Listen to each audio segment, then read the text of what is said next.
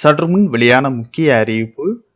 நிக்சாம் புயல் மற்றும் கனமழை காரணமாக பல்வேறு மாவட்டங்கள் பாதிக்கப்பட்டுள்ள நிலையில் தற்போது மீண்டும் புதிய அறிவிப்பாக அரபிக்கடல் பகுதிகளில் ஒரு புதிய காற்றழுத்த தாழ்வு பகுதி உருவாகியுள்ளது. இதன் காரணமாக தமிழகத்தில் மீண்டும் பல மாவட்டங்களுக்கு கனமழை எச்சரிக்கை விடுக்கப்பட்டுள்ளது.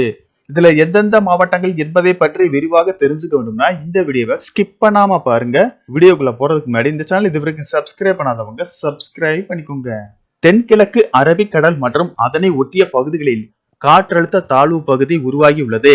இதன் காரணமாக தமிழகத்தில் இன்று அடுத்த 3 மணி நேரத்தில் கன்னியாகுமரி, திருநெல்வேலி மாவட்டங்களில் கனமழை முதல் மிக கனமழையும், மயிலாடுதுறை, நாகப்பட்டினம், தஞ்சாவூர், திருவாரூர், அரியலூர் ஆகிய மாவட்டங்களிலும், புதுவை மற்றும் காரைக்கால் பகுதிகளிலும் அடுத்த 3 மணி நேரத்திற்கு கனமழைக்கு வாய்ப்புள்ளதாக வானிலை ஆய்வு மையம் தெரிவித்துள்ளது.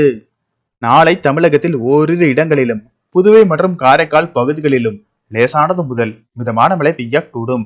தமிழகத்தில் ஓரிரு இடங்களில் அதிகாலை வேளையில் லேசான பனிமூட்டத்திற்கு வாய்ப்புள்ளது. ஜனவரி 1 முதல் 5ஆம் தேதி வரை தமிழகத்தில் ஓரிரு இடங்களிலும், புதுவை மற்றும் காரைக்கால் பகுதிகளிலும் லேசானது முதல் மிதமான மழை பெய்யக்கூடும். சென்னை மற்றும் புறநகர் பகுதிகளை பொறுத்தவரை அடுத்த 48 மணி நேரத்திற்கு வானம் ஓரளவு மேகமூட்டத்துடன் காணப்படும்.